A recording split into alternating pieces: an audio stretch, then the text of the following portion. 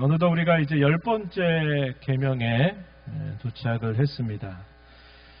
우리가 이 10계명, 10가지 계명을 나누는 기준이 대개 우리가 너무 잘 알고 있는 기준이 뭐냐면 첫 번째 돌판과 두 번째 돌판의 내용은 첫 번째로부터 네 번째 계명까지가 돌판 하나 있었을 것이다. 우리가 이것을 하나님께 대한 계명이다. 그래서 이것을 대신 계명이다 이렇게 부르고, 두 번째 돌판 안에는 제 다섯 번째 계명으로부터 10번째 계명이 기록이 되어 있을 것이다. 이렇게 우리가 추정해서 이것을 사람과 관계된 계명이다. 그래서 이걸 대인 계명 이렇게 나누는 것은 우리에게 매우 익숙하고 또 여러분들에게 실제로 그렇게 많이 소개를 해드렸습니다.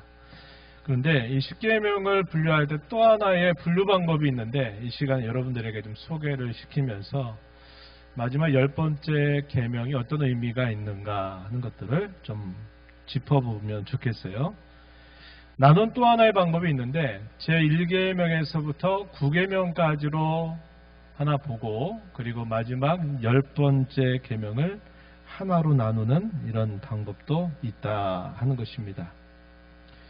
우리가 읽어보니 출애굽기 20장 17절 말씀에 보면은 이 계명이 어디에 그 수준을 맞추고 있느냐 하는 것을 우리가 확인할 텐데, 그것은 우리 마음속에 무엇인가를 소유하고자 하는 그 욕망, 이것을 제어하라 하는 계명으로 우리에게 주신다 하는 것을 우리가 알 수 있겠습니다. 그래서 우리의 마음에 관한 계명으로 이 계명을 준다 하는 겁니다. 그런 의미에서 이 10번째 계명의 내용은 앞에서 살펴봤던 첫 번째로부터 9번째 이르는 계명 전체를 아우르고 있다, 에워싸고 있다, 이렇게 말할 수도 있다고 하는 것입니다.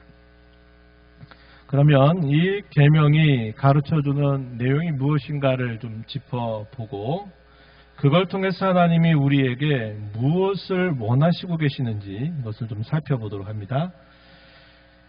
오늘 우리가 읽은 이 말씀 다시 한번 좀 보시죠. 내 이웃의 집을 탐내지 말라. 탐내지 말라. 이게 이제 중요한 포인트죠. 내 이웃의 아내도 그의 남종이나 그의 여종도 그의 소나 그의 나귀도 물론 내 이웃의 소유 그 어떤 것이든지 탐내지 말라. 만약에 그것을 탐내가지고 실제로 가져왔으면 뭐가 될까요? 도둑질을 한 거죠. 그럼 벌써 이미 앞에서 다룬 계명을 어긴 겁니다. 근데 거기까지는 안 갔어요. 근데 어떤 생각이 드는 겁니까? 아, 저거 좀 있었으면 좋겠다. 저거 좀 내 것 삼았으면 좋겠다. 이건 뭐예요? 탐내는 마음이죠. 그래서 이 10번째 계명은 우리가 무엇인가 행동으로 나타내서 어떤 결과가 나왔을 때 아, 그건 하나님의 말씀을 어긴 것입니다 라고 말하는 수준이 아니라 이미 그러한 행동을 하기 전부터 우리 마음속에서 뭔가를 탐하고 가지고 싶어하고 욕심을 부리고 싶어하는 마음이 들었으면 벌써 어디에 걸리는 겁니까? 10번째 계명을 벌써 어기게 된 셈이 된다는 겁니다. 그래서 이 10번째 계명의 가장 중요한 핵심 키워드는 탐내지 말라, 탐내지 말라라고 하는 것입니다. 이것은 우리 마음의 문제를 다루고 있는 거예요. 우리가 곰곰이 생각해 보면 우리가 어떠한 행실을 나타낼 때 갑자기 나타나는 경우는 없어요. 예를 들어서 우리가 어떤 특별한 정상적인 상태가 아니라 어떤 비정상적인 상태가 된다면요, 내가 어떤 생각을 하지 않은데 어떤 게 이렇게 나타날 때가 있어요. 그러나 보통으로는 내가 어떤 행실을 나타내거나 어떤 것을 말할 때는 그 앞에 선행되는 게 있어요. 그게 뭐냐면 내 마음속에서 이미 무엇인가 작동되고 있다 하는 겁니다. 그게 작동되는 게 제어가 안 되면 그 작동되는 바에 따라서 결국 내가 어떤 말을 툭 내뱉게 되고, 그게 더 심해지게 되면 어떤 손과 발이 그것을 뭔가 하려고 하는 움직임으로 나타나게 된다 하는 겁니다. 그래서 우리가 죄를 범하는 가장 시작점은 우리의 마음으로부터 시작이 되는데 이 10번째 계명은 우리의 마음을 단속해야 된다라는 것을 우리에게 가르쳐 주고 있는 겁니다. 그래서 제가 조금 더 말씀드렸던 것처럼 이 10번째 계명은 전체 계명을 아우르면서 딱 결론을 내리는 듯한 그런 계명으로 우리가 이해할 수 있는 계명이 된다 하는 겁니다. 출애굽기 10장에 있는 이 계명은 언제 주어졌느냐? 이스라엘 백성들이 애굽에서 나온 지 3개월이 되었을 때 시내산에 도착하면서 하나님이 그 시내산에서 이스라엘 백성들과 국가적인 언약을 처음 체결하죠. 이걸 시내산 언약이라고 부릅니다. 그때 하나님이 그 언약의 법으로서 주신 계명이 이 출애굽기 20장에 나타나요. 그런데 그 후로부터 약 40여 년 동안 이스라엘 백성들이 어떤 생활을 합니까? 시내산에서 출발해서 바란 광야라고 하는 곳에 도착했을 때 이제 가나안 땅이 가까이 왔어요. 그래서 정탐꾼을 보내게 되죠. 12명의 정탐꾼을 각 지파별로 한 사람씩 대표로 삼아서 그 가나안 땅을 40일 동안 정탐하게 한 다음에 보고를 하는데, 우리 잘한 이야기죠. 10명의 정탐꾼들은 그 땅이 너무 좋긴 하지만 그 땅을 우리는 차지하는 게 불가능하다, 이렇게 부정적인 보고를 하죠. 여호수아와 갈렙 두 사람만이 아니다, 하나님이 우리에게 주신 땅이니 그들은 우리의 먹이다, 이렇게 대답을 하지만 이스라엘 백성들의 마음은 어디로 기울었을까요?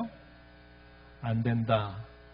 우리가 그렇다면 왜 애굽에서 나와야만 했을까? 우리는 지금 어디로 가야 할까? 길을 잃어버린 상태가 되었다 생각하고서는 밤새도록 통곡하고 울면서 하나님의 구원을 멸시하는 그런 태도를 취하게 된 겁니다. 하나님이 많이 진노하시게 돼요. 그래서 40일을 1년씩 환상해서 40년 동안을 광야를 계속 돌리시면서 결국 이 광야 40년 세월 동안 애굽에서 나온 첫 번째 세대 중에서는 이 여호수아와 갈렙을 제외하고서는 다 광야에서 죽게 되고, 나머지 모든 사람들은 이 광야에서 출생한 새로운 세대들이 이스라엘 자손을 이루게 된 겁니다. 40년이 지나고 난 다음에 이들이 어디에 이르게 되냐면 요단강을 중심으로 해서 요단 동편 땅을 먼저 차지했어요. 그리고 거기서부터 이제 요단강을 건너가게 되면 이제 드디어 약속의 땅, 가나안 7족들이 버티고 있는 그 땅을 들어가게 되는 겁니다. 거기가 바로 모압 평지였어요. 이 모압 평지에서 또다시 하나님이 모세를 통해서 그 이스라엘 자손들과 언약을 갱신하십니다. 이걸 뭐라고 부르냐면 모압 언약이다, 이렇게 불러요. 이 모압 언약을 세우시면서 옛적에 주셨던 그 시내산에서 40여 년 전에 받았던 그 계명을 다시 그들에게 재차 들려주는 거예요. 그래서 출애굽기 20장 17절에 주어졌던 그 제10번째 계명의 내용은 처음 주어진 것이고, 그 이후에 신명기를 가서 보게 되면 두 번째 주어지는 계명이 소개가 돼요. 신명기 5장 21절 이 말씀에 보시면은 이렇게 표현됩니다. 한번 우리 함께 읽어 보겠습니다. 내 이웃의 아내를 탐내지 말지니라. 내 이웃의 집이나 그의 밭이나 그의 남종이나 그의 여종이나 그의 소나 그의 낙이나 내 이웃의 모든 소유를 탐내지 말지니라. 아멘. 이게 두 번째 주어진 십계명, 제10번째 계명에 대한 말씀이에요. 한번 비교를 쭉 해보면 거의 비슷한데 조금 다른 표현이 등장합니다. 그 표현이 뭐냐면 이웃의 집이나 그의 밭이나 이런 표현이 되게 되어 있어요. 이스라엘 백성들이 시내산에 있을 때는 그들의 목적지에 도달이 되지 않은 상태였기 때문에 그들이 계속 기간을 해서 약속의 땅을 향해서 진군을 해야 될 상황입니다. 그러니까 그들에게는 집이나 밭이라고 하는 게 필요 없었던 때. 왜? 유랑 생활을 하고 있었던 때니까. 그런데 이제 모압 평지에 도달해서 이제 요단강을 건너가서 그 땅을 차지하게 되면 그들은 이제 정착 생활을 하게 돼요. 그러다 보니까 내용이 조금 더 추가가 된 거예요. 뭐냐면 내 이웃의 집이나 또 그의 밭이나 남종 여종 또 소나기 이웃의 모든 소유를 탐내지 말아라 이렇게 말합니다. 그래서 크게는 다른 게 별로 없는데 정착 생활을 하게 될 그 상황과 요랑 생활을 계속해서 진군을 해야 될 그 상황의 차이에 의해서 약간의 표현이 달라지고 있다 하는 것을 볼 수 있다는 겁니다. 그러나 여기서 중요한 포인트는 역시 어디에 있을까요? 약간 그 표현이 조금 더 추가가 된다 하더라도 역시 이 10번째 계명의 핵심적인 표현은 탐내지 말라라고 하는 말씀을 하고 있다 하는 것입니다. 그것은 말의 영역도 아니고 우리의 행실의 영역도 아니라 어디의 영역입니까? 우리의 마음속의 영역을 제어하라고 하시는 하나님의 명령이다 하는 겁니다. 이 탐하는 마음을 우리가 줄여서 뭐라고 그래요? 탐욕이다 이렇게 부르기도 하고 또 다르게 탐심 이렇게 부르기도 하는 겁니다. 그래서 이 10번째 계명의 중요한 포인트는 우리의 마음을 다스리는 것이고 특별히 탐심이나 탐욕을 반드시 제어해야만 된다 하는 것을 가르쳐 주고 있는 겁니다. 그래서 이 첫 번째부터 9번째 계명의 내용들은 결과적인 행위를 중심적으로 다루고 있지만은 이 10번째 계명은 마음을 다루고 있다 하는 면이라는 겁니다. 그래서 이 모든 계명 전체를 에워싸면서 결론적으로 요약하고 있는 계명이 이 10번째 계명이 된다 하는 겁니다. 예를 들어볼까요? 이웃의 물건이나 소유를 내 것으로 삼게 되면 그게 뭐가 될까요? 아까 말했듯이 도둑질을 하지 말라는 제 8번째 계명을 어긴 게 되죠. 이웃의 아내를 자기의 것으로 삼는 행위, 이건 몇 번째 계명에 해당될까요? 네, 간음하지 말라라고 하는 계명을 어긴 계명이 되죠. 제 7번째 계명을 어긴 것이 되는 겁니다. 자기의 욕심을 위해서, 자기의 탐욕을 위해서 거짓말을 할 수 있죠. 그럼 이게 몇 번째 계명하고 연결될까요? 지난주에 다뤘던 9번째 계명하고 또 연결이 되죠. 욕심이 가득해요. 탐하는 마음이 가득하다가 사람을 미워하게 되고 이 미워하는 마음이 더 발전이 되다가 사람을 살해하게 되면 이게 몇 번째 계명을 어기는 게 됩니까? 복습하고 있어요. 6번째 계명, 살해하지 말라라고 6번째 계명을 어기는 게 되는 겁니다. 하나님보다도 다른 대상들을 막 비교하고 견주다가 다른 대상을 따라가면 몇 번째 계명을 어기는 겁니까? 1계명, 나 외에 다른 신이 없다라고 하는 그 계명을 어기는 게 되고 또 더 나아가면 2번째 계명이죠. 하늘에 있는 것이나 땅에 있는 것이나 땅 아래에 있는 물속의 어떤 형상이라도 만들지 말아라 하는 그 계명을 어기는 것이 되는 겁니다. 자기의 욕심 때문에 예를 들어 돈을 벌고자 하는 욕심, 다른 어떤 욕심 때문에 안식일을 범하게 되면 이게 몇 번째 계명에 해당돼요? 4번째 계명. 주일 오후 시간에는 좀 피곤한 시간이기 때문에 여러분들이 말을 좀 하세요. 아니, 뭐 다 알고 있는 거 뭐 목사님 뭘 물어보세요. 이런 식의 반응 같아요. 다 알고 있는데 뭘 그런 걸 물어보시냐. 근데 말로 표현을 하세요. 표현을. 그래서 제가 이렇게 여러분들에게 묻는 그 요지가 뭐냐면 이 10번째 계명에서 이 마음을 다루는 이 계명을 다루지 못하게 돼서 어떤 결과치를 내게 되면 그 결과치가 앞에서 다루었던 계명들을 어기는 꼴이 된다 하는 겁니다. 그래서 이 십계명을 분류할 때 이 마지막 계명이 그런 의미에서 매우 중요하다라는 것을 우리는 확인할 수 있게 된다 하는 겁니다. 골로새 3장 5절 말씀 보시면 이런 말씀이 있어요. 그러므로 땅에 있는 지체를 죽이라. 곧 음란과 부정과 사욕과 악한 정욕과 탐심이니. 탐심은 뭐다? 우상 숭배다. 이렇게 말합니다. 그러니까 여기서는 이 탐심, 제10번째에 해당되는 계명을 어디로 연결시킨 겁니까? 1계명과 2계명과 연결시켜서 말하는 거예요. 탐심이 곧 우상 숭배가 된다. 이렇게 말해주고 있는 겁니다. 그래서 이 10번째 계명을 두고 뭐라고 부르냐면 10계명의 열쇠다. 이렇게 부르기도 합니다. 10계명의 열쇠. 이게 제10번째 계명이다. 여기서 중요한 것은 뭐냐면 마음을 다루는구나. 우리가 잘 아는 잠언서 4장 23절 말씀입니까? 거기 보면 뭐를 지킬 만한 것보다 내 마음을 지키라.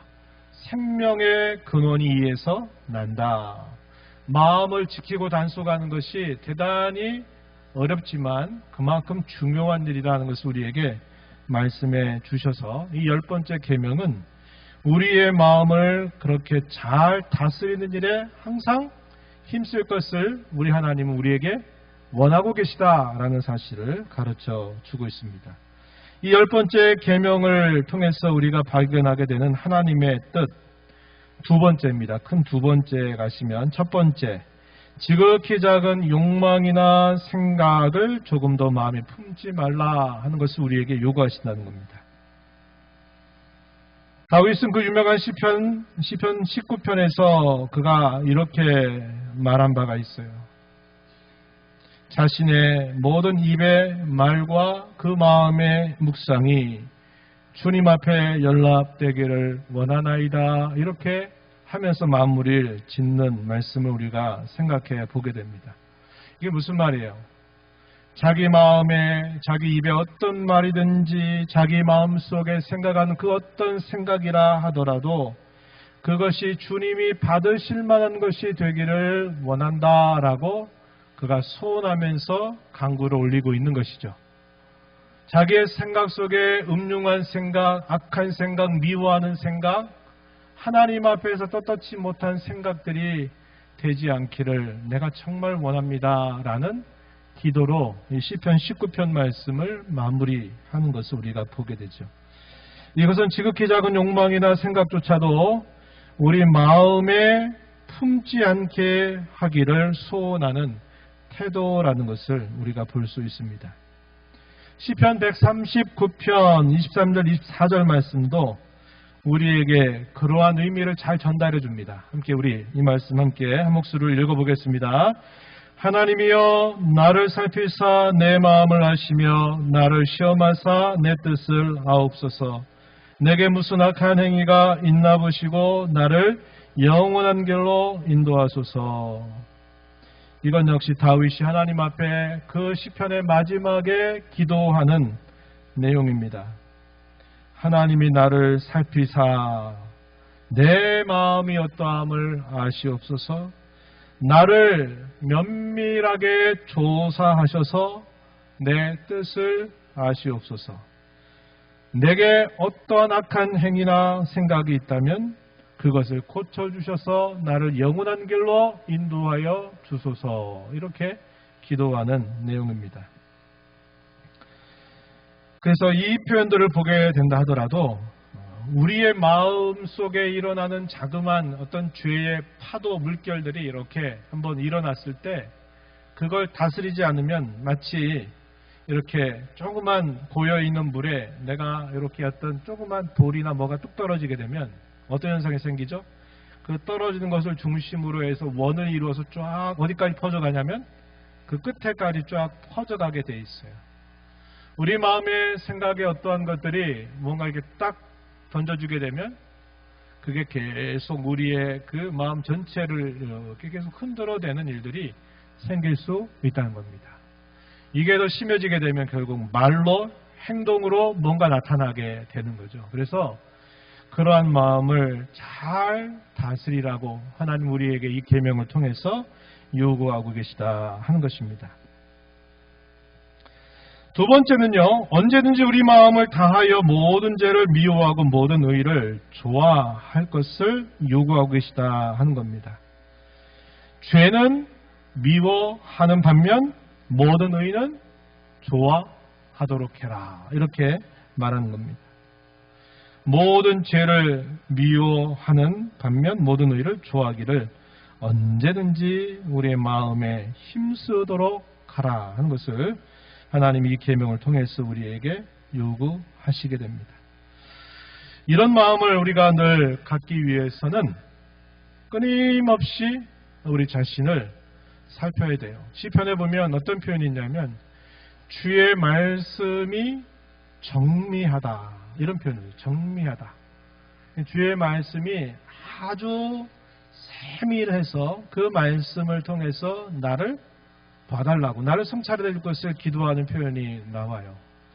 우리가 하나님의 말씀을 듣고 그 받은 말씀을 가지고 하나님 앞에 말씀을 붙들고 기도하는 훈련이 필요한 것은 그걸 통해서 우리 마음을 내가 잘 다스려서 그런 죄가 내 마음에 자리 잡지 못하도록 그것을 항상 씻어내는 일을 하는 거고, 반면에 하나님의 말씀을 따라 순종하는 것, 우리가 오전 시간에 살펴보았듯이 하나님의 의를 우리가 이루어가기를 늘 마음에 원하면서 살라는 거예요. 그렇게 되면 죄가 우리의 마음속에 잠깐 파고들 수 있어도 그 죄가 거기서 자라가지 못하도록 할 수 있게 된다 하는 것입니다.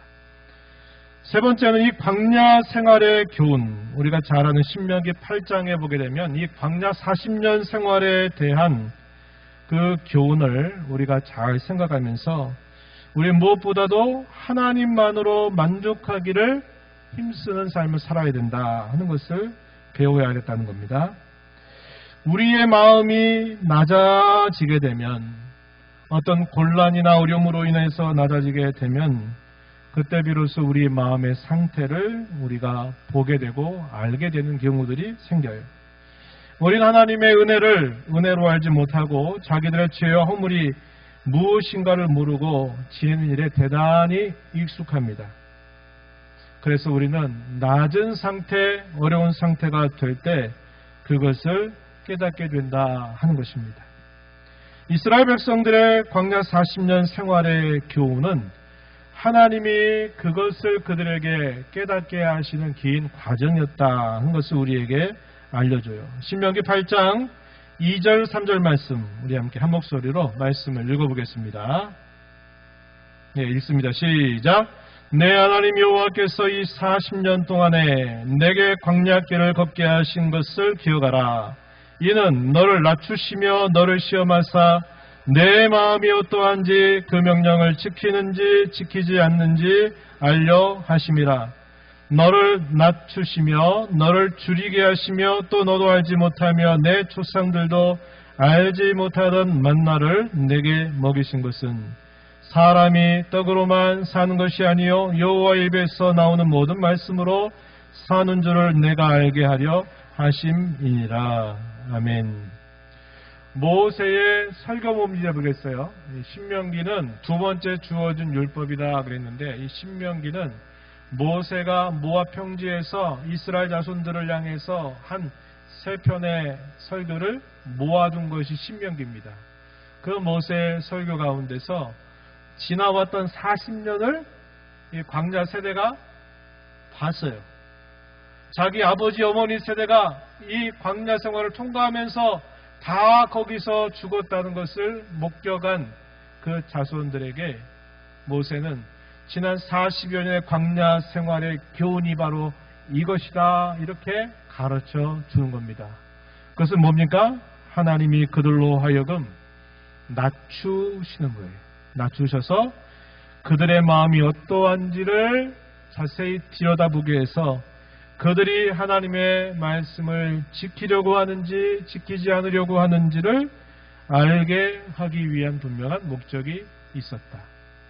또 중요한 하나의 목적은 그들로 하여금 먹는 것을 넉넉하게 충분하게 주지 않고 먹고 살 만큼만 주신 그 목적은 그들은 떡으로 사는 존재가 아니라 하나님의 입으로부터 주어지는 그의 말씀을 먹고 사는 백성인 것을 가르쳐주기 위함이다.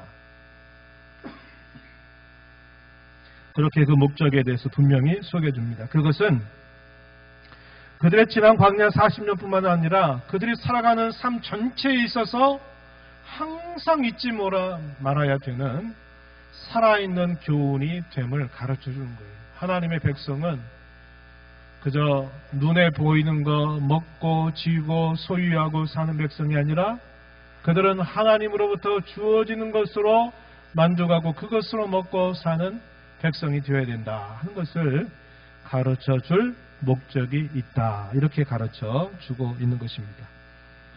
우리 성도들은 떡으로 사는 것이 아니라 만나를 보내신 하나님의 말씀으로 사는 존재임을 분명히 이 말씀을 통해서 가르쳐 주십니다. 먹고 마시는 문제가 저와 여러분이 받는 구원과 분리되지 않아요. 하나님의 말씀을 지키는 것이 곧 우리의 생명 혹은 우리의 생활이 된다 하는 것을 우리가 기억해야 되겠고, 이것을 벗어나게 되는 것이 곧 사망에 가까이 찾아가는 것임을 우리는 이걸 통해서 항상 기억하고 살아야 되겠습니다. 우리 성도들은 바로 그러한 사람들이죠. 성도들은 하나님의 말씀을 통해서 무엇보다도 나도 알지 못하는 내 마음의 깊은 속을 말씀의 거울에 비추어서 그것을 잘 돌아보고 그 말씀에 따라 내 마음이 계속 빚어지고 새로워지기를 항상 힘쓰는 자로 살아가는 사람들이다 하는 겁니다. 그래서 우린 그저 이 땅에 눈에 보이는 도덕적인 기준과 법의 기준에 저촉되지 않으면 의롭게 잘 사는 것이 아니라 우리의 마음속에 들어가는 이런 모든 생각들을 주의 말씀을 통해서 잘 단속하고 살아가게 됨으로써 우리가 하나님 기뻐하시는 그분의 의로움을 이루어갈 수 있다 하는 것을 우리는 알게 되는 것입니다.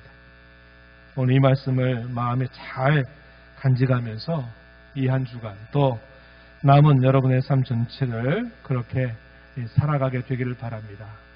하나님으로 만족하고 내 마음의 탐심과 욕심과 탐욕을 항상 제어해 주시기를 원하고 하나님 자신으로 진정한 만족을 얻고 즐거워하는 삶을 살아가게 해 주옵소서 기도하면서 힘써 나가는 저와 여러분 되기를 진심으로 바랍니다. 하나님 아버지, 오늘도 저희들을 불러주셔서 십계명을 통하여 구원받은 하나님의 자녀인 저희에게 무엇을 하나님이 원하고 기뻐하시는지를 한 주마다 때론 2주 동안 걸치면서 또 저희들이 잘 살펴왔습니다.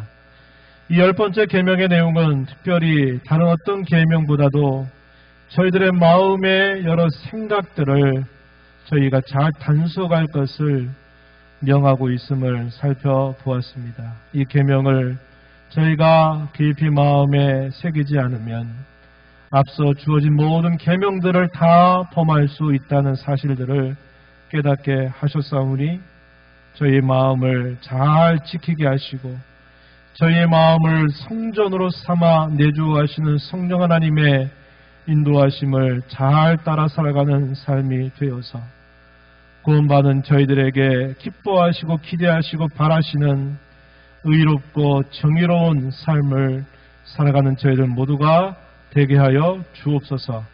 예수님 이름으로 기도하옵나이다. 아멘.